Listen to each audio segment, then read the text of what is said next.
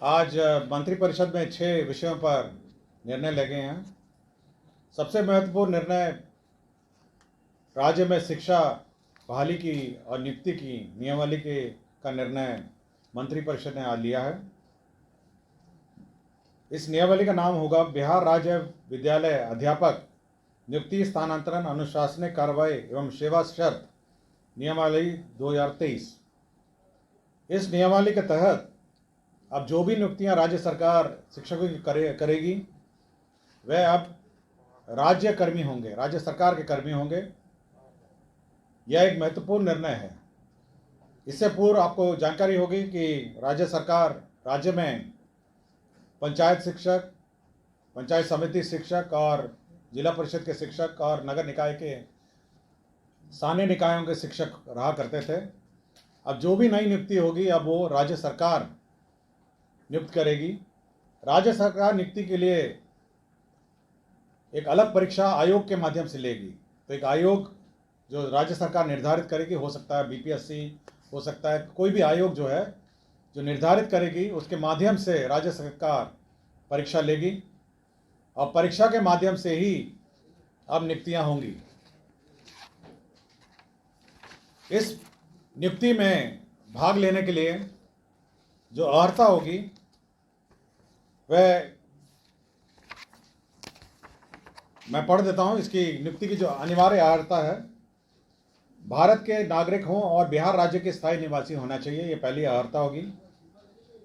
विद्यालय अध्यापक के पद पर नियुक्ति हेतु राष्ट्रीय अध्यापक शिक्षा परिषद द्वारा समय समय पर निर्धारित शैक्षणिक एवं प्रशासनिक योग्यता धारित करते हों एवं विशेष विद्यालय अध्यापक के लिए अर्हता भारतीय पुनर्वास परिषद के अनुरूप अनिवार्य होगा। तो ये महत्वपूर्ण एक अनिवार्यता है। राज्य सरकार एवं केंद्र सरकार द्वारा समय समय पर आहूत शिक्षा पात्रता परीक्षा में उत्तीर्ण हो, परंतु वर्ष 2012 से पूर्व नियुक्त एवं कार्यरत शिक्षक जो दक्षता परीक्षा उत्तीर्ण होंगे के लिए शिक्षक पात्रता परीक्षा में उत्तीर्ण अनिवार्य नहीं होगा। विषय विशेष के लिए अलग से विशेष अर्हता का निर्धारण विभाग द्वारा समय समय पर किया जाएगा। तो ये बिल्कुल स्पष्ट होगा कि पहले तो आपकी जो परीक्षा होगी, जो क्वालिफाइंग एग्ज़ाम है, जो राज्य सरकार और केंद्र सरकार के लिए पहले ली जाती थी, उसके क्वालिफाई करने के बाद ही आप सरकार द्वारा जो कमीशन के माध्यम से परीक्षा होगी उसमें आप बैठ पाएंगे। तो पहला एक एग्ज़ाम जो सभी ने लिखा है, चाहे वो टीईटी हो और अन्य जो शिक्षा परीक्षाएं हैं, उसको क्वालिफाई करने के बाद आप राज्य सरकार के कमीशन द्वारा जो सरकार जो कमीशन निर्धारित करेगी उसके माध्यम से जो परीक्षा ली जाएगी तो बहाली उसके माध्यम से होगी। इसमें न्यूनतम आयु निर्धारित है 21 साल और अधिकतम आयु सरकार द्वारा निर्धारित की जाएगी। जो सरकारी नौकरी में अधिकतम आयु है वह होगी, लेकिन जो 10 साल की नियुक्ति वर्ष का जो छूट होगा, इस नियमावली के प्रवृत्त होने के पश्चात नियुक्ति के प्रथम संव्यवहार में अधिकतम आयु सीमा में 10 वर्ष की छूट दे होगी। तो इसमें नियमावली में 10 वर्ष का छूट का भी प्रावधान है जो लोग पूर्व में नियुक्त होंगे। इसमें यह खासियत यह है कि इस परीक्षा में जो अभी वर्तमान में जिसको आप कहते हैं 7वें चरण या अन्य चरण जो हैं, वो लोग भी बैठेंगे, परीक्षा लिखेंगे।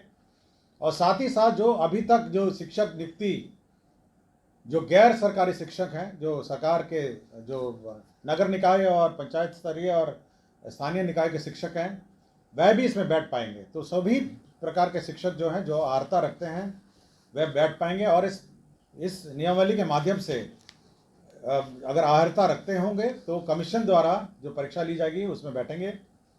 सभी जो कैंडिडेट्स हैं जो इस परीक्षा में लिखेंगे उनको 3 मौका दिया जाएगा। तो 3 बार लिख सकेंगे और 3 मौके के बाद वह नहीं लिख सकेंगे। रिजर्वेशन की बात है, सारे राज्य सरकार द्वारा निर्धारित आरक्षण रोस्टर का पालन किया जाएगा। और लेकिन साथ ही साथ जो आरक्षण है प्राथमिक एवं मध्य विद्यालय के मूल कोटि एवं स्थानक कोटि के विद्यालय प्रधानाध्यापक के पद पर प्रत्येक विषय में न्यूनतम 50% महिला अभ्यर्थियों की नियुक्ति की जाएगी। जो वर्तमान में शिक्षा में जो आरक्षण लागू है वह यथावत रहेगा, किंतु अन्य जो महिलाओं को छोड़ के अन्य जो राज्य सरकार का जो आरक्षण का नियम है वह लागू होगा। इसके साथ साथ अब सरकार के जो कानून हैं, सरकार के जो नियम हैं, सरकार का जो पेंशन है, सरकार का जो निर्धारित एनपीएस पेंशन है, ये सब लागू होगा। सरकार के जो आचरण है वो लागू होगा। यह नियुक्ति अब जिला संवर्ग के रूप में होगी, जिसमें जिला के अंदर स्थानांतरण का प्रावधान है और अंतर जिला का भी स्थानांतरण का विशेष परिस्थिति में प्रावधान है।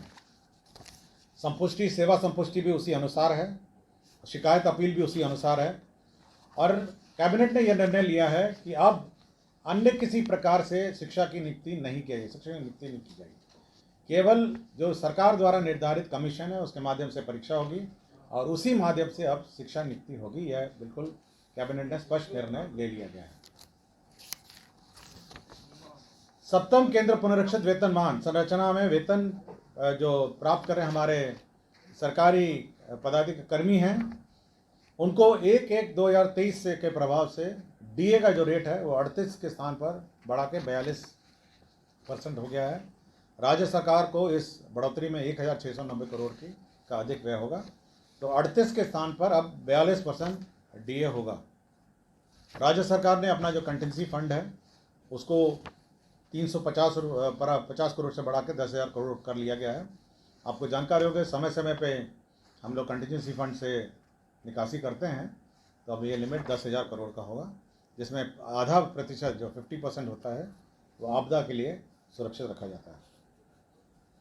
पटना जिला अंतर्गत जो वाल्मीकि का परिसर है उसमें 6.5 एकड़ जो ज़मीन है वह वर्तमान में भारतीय कृषि अनुसंधान परिषद को आवंटित है। अब वो जो ज़मीन है वो बिपाड़ के एक्सपेंशन के लिए स्थानांतरित कर दी गई है और यह निर्णय लिया गया है।